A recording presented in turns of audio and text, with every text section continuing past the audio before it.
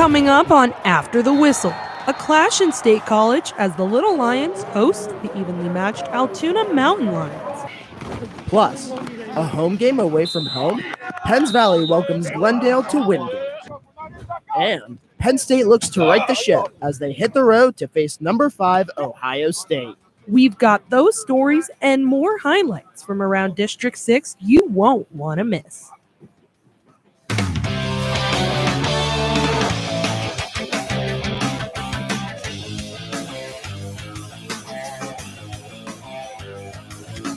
Hello and welcome back to After the Whistle, brought to you by Com Radio, Center County Report, and Penn State's Chapter of Awesome.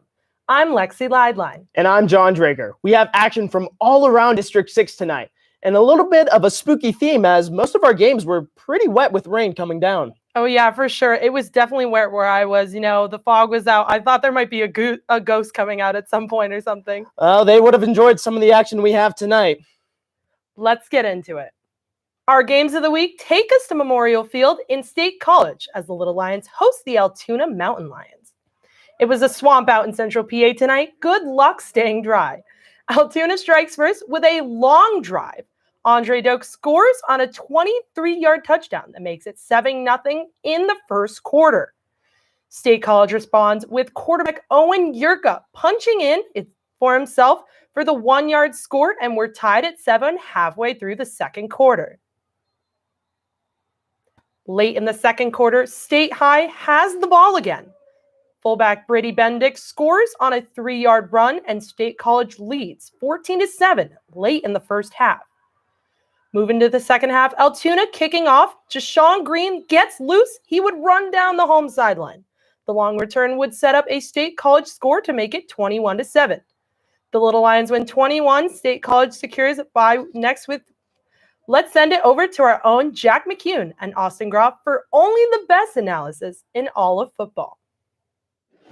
State College gets the big 21-7 victory here on Friday night. Austin Groff, Jack McCune had the call for you. And Austin, big victory for the Little Lions because they get a first round bye in the playoffs. What did you see from them in this one? I think they were able to bounce back great from this game after the first touchdown that Altoona scored. And there's 2 turnovers late in the game from that fumble recovery, and the turnover downs were able to give momentum back into the game. And I think that's why they were able to come through today. Altoona's still in the playoffs, but stay high with the first round bye. We send it to Jordan Mansberger with more. It looked like your great-grandfather's Big Ten here this Friday night at Memorial Field in this rainy weather, but the Little Lions were still able to put up 21 unanswered points against Altoona after going down 7-0 the first drive of the game. I'm so proud of our kids. I think when you get to this time of year, you never know what you're going to get. If you can't run the football, it's going to be hard sledding on nights like tonight. Obviously, we put a lot on our guys up front and our tight ends and Brady Bendick to kind of carry the load. We're used to being down, but we never give up in any games, and we know that we're a big explosive team in the second half, and we just never gave up hope, and we knew at 7 points to 7 points we're going to get it back, and we fought hard and came back. You already heard that State High has a bye in the first round of the playoffs, but Altoona now will take on Williamsport in the first round, and the winner of that will get to play State High again. For After the Whistle, I'm Jordan Mansberger. Thanks, Jordan. Over to you, John. The Central Dragons look to finish the regular season undefeated as they host the Eagles of Somerset. And here come the Dragons. All right, enough of that. Let's get into the game. First quarter, Jeff Hohenstein airing it out 32 yards to Parker Gregg. And oh my goodness, look at that one-handed snag. That'll be a touchdown. The Central leads 26-0 after the first quarter. Moving on to the second, Somerset's Bryce Mulholland, 22-yard dot to Jack Kissinger. Somerset finally gets on the board 26-7. Continuing on in the second, Jeff Hohenstein airs it out 60 yards to Eli Ligenfelter, and Central pulls away and gets the win 61-14. In the last week of the regular season, Penns Valley is playing their final home game not exactly at home. The Rams took on Glendale in Wingate at Alumni Stadium. In the opening coin toss, referee Ed Conklin was honored for his final game in his 43-year reffing career. Penns Valley kickoff after the first touchdown, 6-0. The Rams capture an onside kick, sets up another Rams possession in Viking territory. The ensuing play, 1st and 10, Jackson Romick chucks a 34-yard passing touchdown to Zach Brock, bringing Penns Valley up 13-0.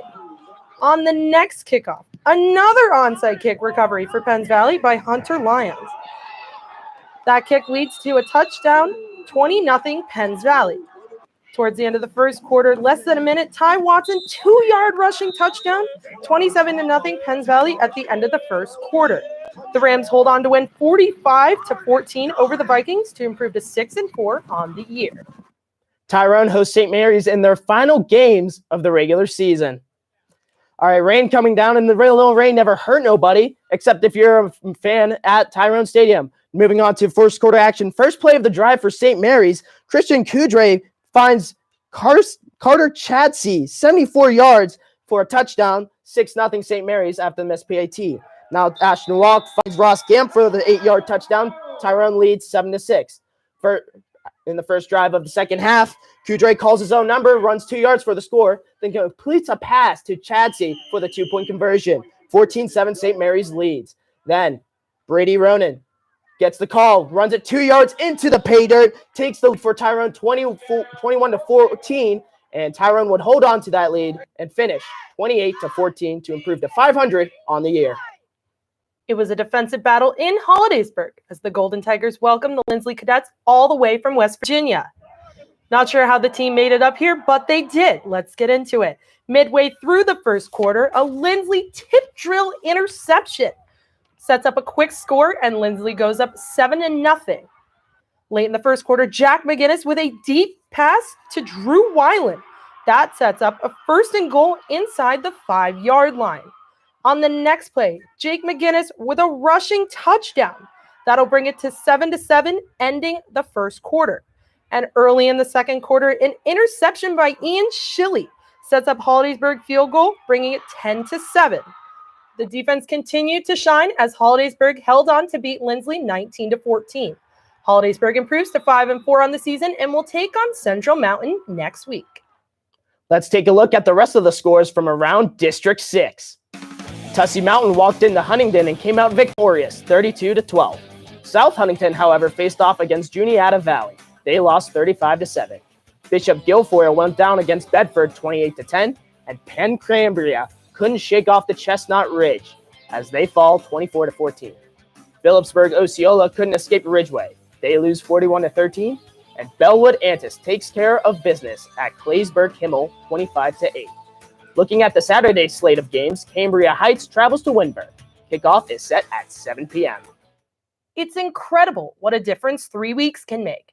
Penn State was 5-0 on top of the college football world. But injuries, uncertainty, and other factors have derailed the Nittany Lions season. The timing couldn't be worse, as the red-hot Ohio State Buckeyes are up next. The Vultures are circling around Penn State football. Last Saturday's 9-overtime loss to Illinois appeared to be a nail in the coffin for any playoff aspirations. To stop the bleeding, the Nittany Lions must find a way to right the ship, under the lights, on the road, against number 5 Ohio State. In addition to winning 4 straight matchups in the series, the Buckeyes are clicking on all cylinders, leading the nation in total offense.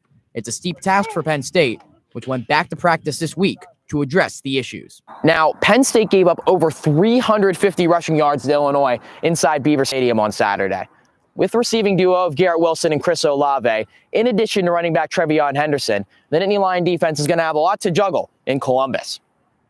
Coach James Franklin complimented the speedy Henderson and the other Buckeye weapons. It's extremely explosive, obviously behind one of the bigger offensive lines in the country. And then obviously the threats that they have on the perimeter as well. It's a challenging combination of athletes to stop. Even as Penn State gets healthier, rumors about Franklin's future persist. With head coaching vacancies across the country, Franklin says the situation becomes that much more challenging. I am fiercely loyal to Penn State. I am fiercely loyal, most importantly, to these players and the staff. But there's a lot of moving parts with all of these things. His team will try and block out any distractions, as one of their toughest challenges awaits. Kickoff in Columbus is set for 7:30 p.m. You can listen to the game live on Penn State Com Radio. That's all for today's show. I'm Lexi Lideline. And I'm John Drager. We'll be back on the air next Friday with more District 6 high school football coverage right here after the whistle. Happy Halloween. Ooh.